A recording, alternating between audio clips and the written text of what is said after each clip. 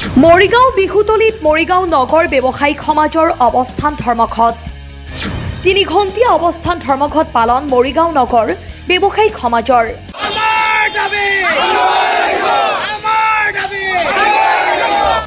মৰিগাঁও নগৰত যাত্ৰীবাহী বাহনসমূহৰ প্ৰৱেশৰ ক্ষেত্ৰত বান্ধি দিয়া নিয়মৰ পিছতে হাহাকাৰ মৰিগাঁৱৰ জিলা ব্যৱসায়িকসকলৰ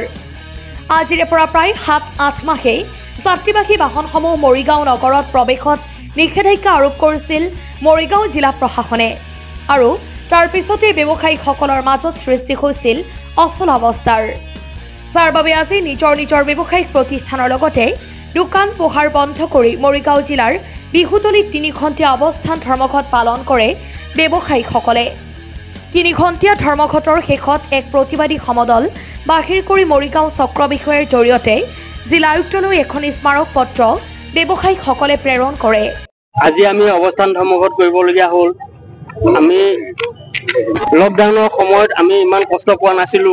দোকান পোহাৰ বন্ধ আছিল মজুত থকা দুপইচাৰে ঘৰ চলাইছিলো কিন্তু এতিয়া আমাৰ আয়ুক্তগৰাকী দেৱাশিষ শৰ্মাই মৰিগাঁও জিলাখনত বাছ ষ্টেণ্ডবোৰ সলনি কৰাত আমাৰ ব্যৱসায় ক্ষুদ্ৰ ব্যৱসায়বোৰ সম্পূৰ্ণ বন্ধ হৈ গৈছে নচলা হৈ গ'ল গতিকে মোৰ ঘৰত খৰচ হয় প্ৰতিদিনে 1000 টকা কিন্তু মোৰ বিক্ৰী হয় 300 টকা আৰু মই 300 টকা মাল কিনিলে আকৌ তাৰ আধা মাল পেলনি যায় গতিকে এনেকুৱা এটা সমস্যাৰ সৃষ্টি হৈছে মৰিগাঁও ব্যৱসায় সমাজত গতিকে আমি অন্তিম মানে তেখেতৰ ওচৰত আমি দৰখাস্তও কৰিছিলো আগত তেখেতে কিন্তু আমাক কোনো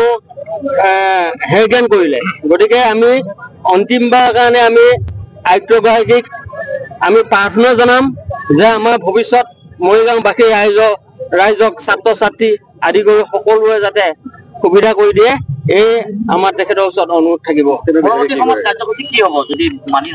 পৰৱৰ্তী সময়ত কাৰ্যসূচী আমাৰ এনেকুৱা হ'ব মোৰ নিজৰ দোকানখন মই নিজে বন্ধ কৰিম সেইটো খাটাং মই আৰু মৰিগাঁৱত ব্যৱসায় চলাব নোৱাৰিম আৰু তেনেকৈ বহুত ৰাইজে এটাই কৈ আছে যে আমি ব্যৱসায় বন্ধ কৰিবৰ কাৰণে সাজু আছো কাৰণ নিজে কৰ্মচাৰী ৰাখিব নোৱাৰো হোটেলৰ মালিকে লাখ কোটিপতি হোটেলৰ মালিকে নিজে গিলাচ ধুবলগীয়া হৈছে গতিকে ইয়াতকৈ দুৰ্ভাগ্যজনক মৰিগাঁৱত আৰু একো নাই ষ্টেণ্ডৰ সন্দৰ্ভত ষ্টেণ্ড এতিয়া হয় আমি বিধায়কৰ ওচৰলৈ 2বাৰ গলো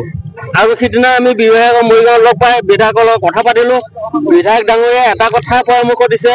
যে গুৱাহাটী বাছ ষ্টেণ্ডটো পূবলৈ যাওক আৰু নগাঁও বাছ ষ্টেণ্ডটো পশ্চিমলৈ যাওক কিন্তু এই কথাটো কিন্তু আমাৰ বিধায়ক ডাঙৰীয়াই ভাল কথা কৈছে আমি মনোপুত আৰু সৰু গাড়ী টেম্পু বিলাক সোমাব দিছে কিন্তু যদি টেম্পু সোমাই তেতিয়া আমাৰ এখন গেলামালৰ দোকানৰ পৰা আলুৱে বেগ ক'ৰবাত চাউল 5 কেজি 10 কেজি চব্জি লৈ মানুহ গুচি যাব যদি সৰু গাড়ী সোমাব নোৱাৰে আজি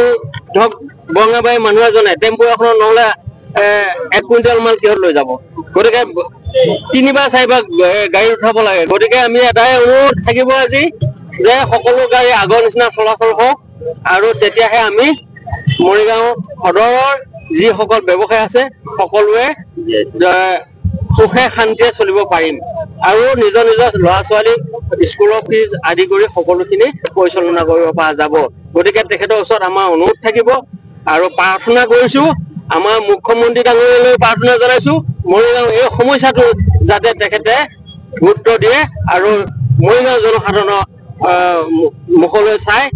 আগৰ নিচিনা সুচল কৰি দিয়ে আমাৰ যাতায়াতৰ সমস্যাটো গতিকে আমাৰ মৰিগাঁও জিলা জনতা সমস্যা দেখা পাইছে আজি 9 মাহ আমি ভুগি আছো পূৰ্বৰ যি আমাৰ আয়ুক্ত আছিল দেৱাশিষ শৰ্মা ডাঙৰীয়া তেখেতে আমাৰ ব্যৱসায়ীৰ লগত মৰিগাঁও নাগৰিক সমাজৰ লগত কোনো আলোচনা নকৰাকৈ এটা সিদ্ধান্ত গ্ৰহণ কৰিলে যে মৰিগাঁৱত হেনো বহুত যান জঁট সৃষ্টি হৈছে এক্সিডেণ্ট বেছি হৈছে সেইকাৰণে ইয়াৰ পৰা যান বাহনৰ স্থানবোৰ নগৰৰ পৰা প্ৰায় 1.5 কিলোমিটাৰ 2 কিলোমিটাৰ আঁতৰলৈ লৈ গুচি গ'লগৈ কিন্তু ইয়াৰ ফলত কি হৈছে আমাৰ প্ৰধানকৈ ছাত্ৰ ছাত্ৰী সমাজ কাৰণ আমি আপোনালোকে জানে মৰিগাঁও চহৰৰ 2 মূৰে 2খন কলেজ আছে প্ৰতিষ্ঠিত কলেজ তালৈ ছাত্ৰ ছাত্ৰীসকলে অহা যোৱা কৰোঁতে তেওঁলোকৰ 100-150-200 পৰ্যন্ত খৰচ বাঢ়ি গৈছে আৰু আমাৰ কথা নকলোৱে যেনিবা আমি ব্যৱসায়ীসকল বৰ্তমান লাওলা অৱস্থা আমাৰ ব্যৱসায় একেবাৰে নচলা হৈ গ'ল তাৰপিছত আছিল সমজিলা সৃষ্টি হ'ল। সমজিলা সৃষ্টি হোৱাত মৰিগাঁৱলৈ অন্য সমষ্টি জাগিৰোড লাহোৱাত সমষ্টি মানুহ অট'মেটিক কমি গ'ল। তাৰপিছতে সেই মৰিগাঁওখন উন্নত কৰিব বিচাৰি মৰিগাঁও জিলা প্ৰশাসন বা কাৰ পৰিচালনা নাজানো 8খনকৈ শ্বপিং মলৰ অহা ব্যৱস্থা কৰিলে। সেইটোৱে আমাক ব্যৱসায়ীসকলক মাধ মাৰ দিলে আৰু শেহতীয়াকৈ যি বাছবোৰ আঁতৰাই নিলে তাৰ কাৰণে আমাৰ সৰু সুৰা যিবোৰ গাড়ী টেম্পু মেজিক এইবোৰ চহৰৰ মাজলৈ আহে। আমাৰ মৰিগাঁও নগৰৰ ওচৰৰ যিবোৰ গাঁও আছে অঞ্চল আছে চৰাইবাহী বঘৰা মানিপুৰ তেলাহী অঞ্চলৰ সৰু সৰু গাড়ীবোৰে আমাৰ টাউনলৈ যিখন যাত্ৰী কঢ়িয়াই আনে